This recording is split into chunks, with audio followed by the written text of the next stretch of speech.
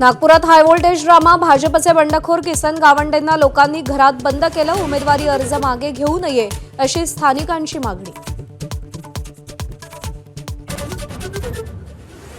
महापालिका निवडणुकांसाठी उमेदवारी अर्ज मागे घेण्याचा आजचा शेवटचा दिवस। दुपारी 3 वाजेपर्यंत उमेदवारी अर्ज मागे घेण्याची अंतिम मुदत। बंडखोरांचं बंड थंड करण्यात पक्षांना कितपत यश मिळणार याकडे लक्ष।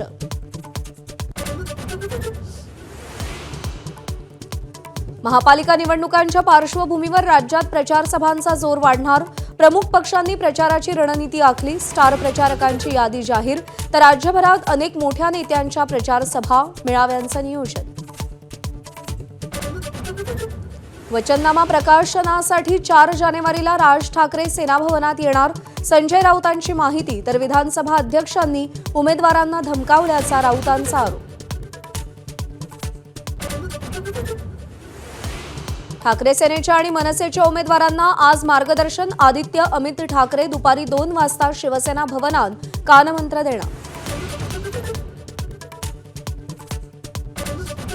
छत्रपती संभाजीनगर महापालिका प्रशासनाचा भोंगळ कारभार समोर।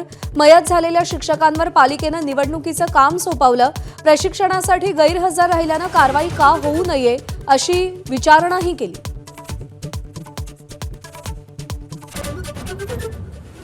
मुंबईत राज ठाकरेंना धक्का। वांद्र्यातील मनसेच्या 11 पदाधिकाऱ्यांचे राजीनामे। निष्ठावंतांना डावलल्यानं पदाधिकारी संतप्त। साताऱ्यातील 99व्या साहित्य संमेलनाचं मुख्यमंत्र्यांच्या हस्ते उद्घाटन। कंदी पेढ्यांचा हार घालून मुख्यमंत्र्यांचं स्वागत।